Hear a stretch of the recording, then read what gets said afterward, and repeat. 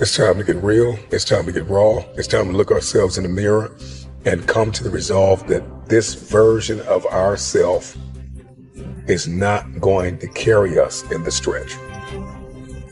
I've been this version of myself long enough that if I don't change, if I don't do something about this, then I'm going to find myself bankrupt.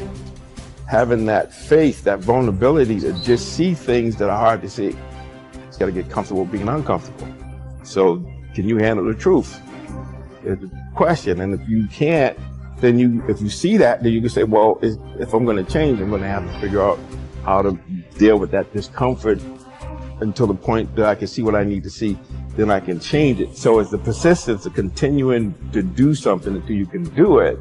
Can't is not an option. It's either I will or I won't. I know I can, but I will or I won't, you know, and that's the thing. And in some cases, you may try your hardest and you just don't win, or you don't pass a test, or you don't succeed. That's part of life. Understanding it's going to take hard work, discipline, and learning how to work with other people in order to get to the next level. There's not other people that aren't holding you back. Your boss isn't holding you back. Your parents aren't holding you back. Those are excuses. To me, there's no such thing as luck, okay? All luck is preparation meeting opportunity, plain and simple. Once I realized that I could get better at anything, it dawned on me that how I spend my time is a spiritual consideration. And I didn't want to die with potential that I failed to turn into skill set.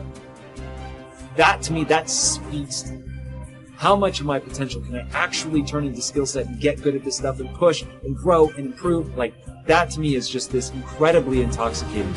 Waking up every morning with a desire to adapt, with a desire to change. Stand out today. Be different. Become something different.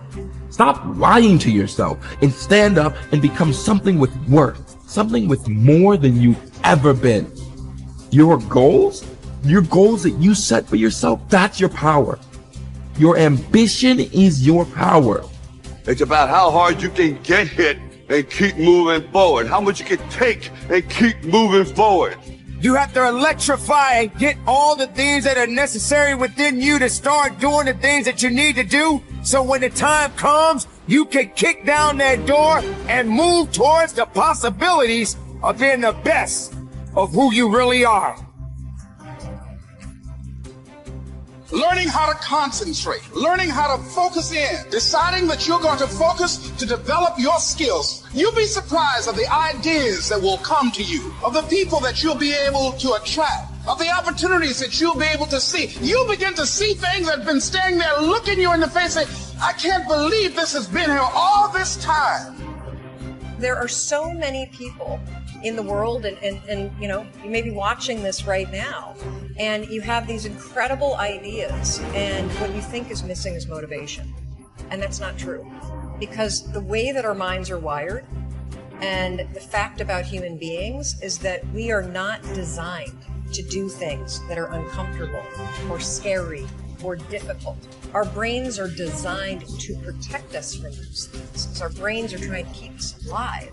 And in order to change, in order to build a business, in order to be the best parent, the best spouse, to do all those things that you know you want to do with your life, with your work, with your dreams, you're going to have to do things that are difficult, uncertain, or scary, which sets up this problem for all of us.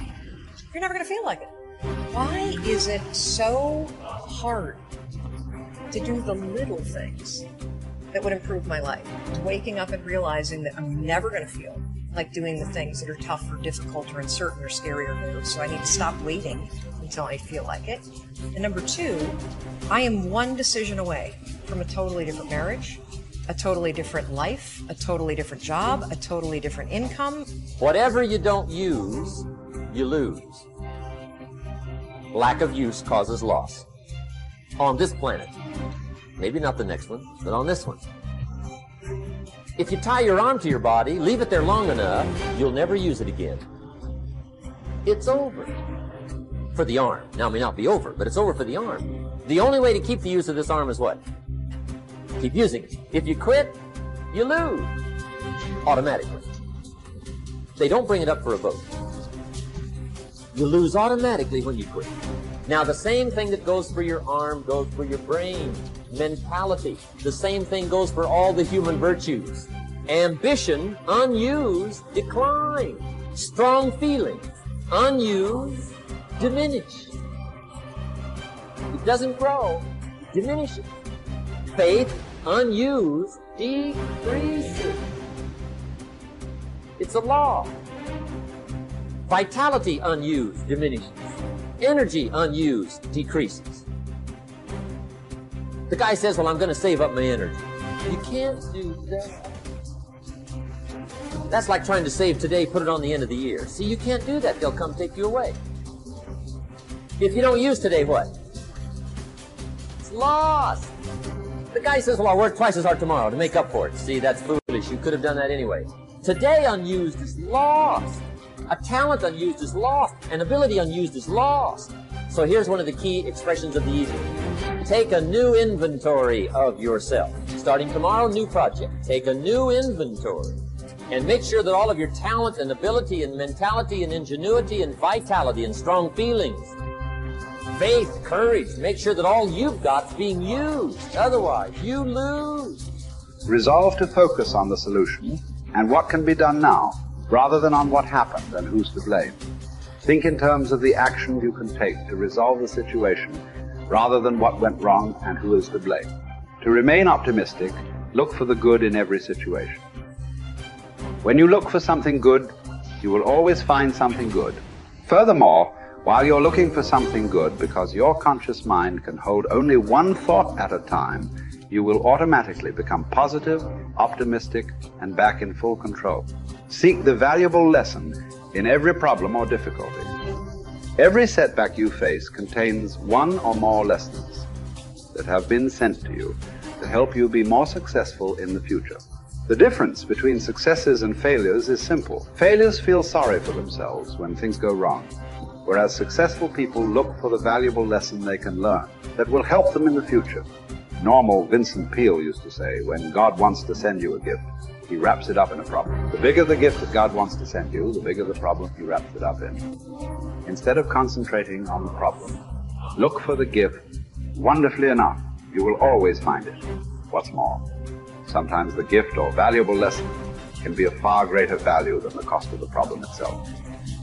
Sometimes one lesson that you learn in dealing with a problem can be the key to your long-term success.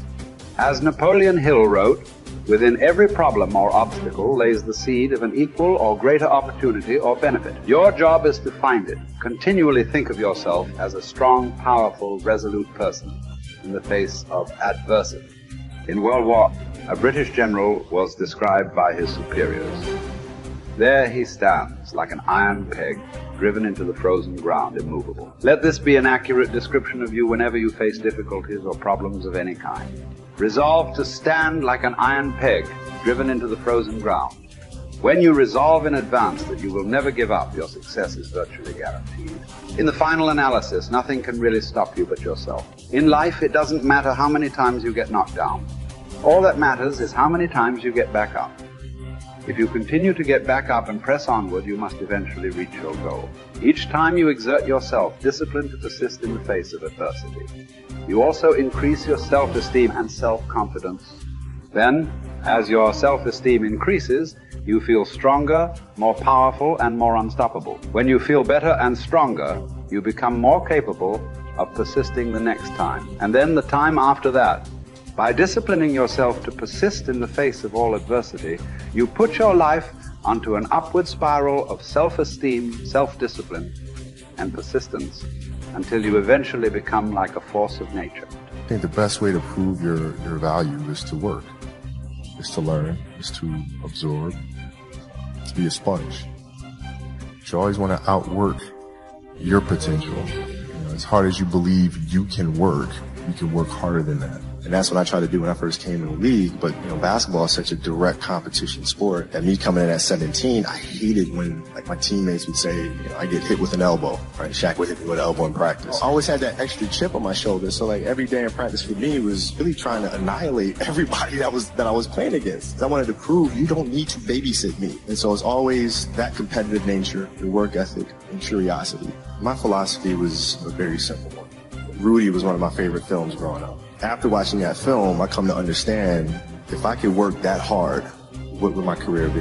And I made a promise to myself in that day that I was going to work that hard every single day so that when I do retire, I have no regrets. And that was the most important thing for me, is to leave no stone unturned, get better every single day. And if I lived that way, then over time, you know, I'd have something that was beautiful. And that was my philosophy. It seems like a pretty simple one, but you know, if you live your life to just get better every single day, you do that for 20 years, I mean, what do you have?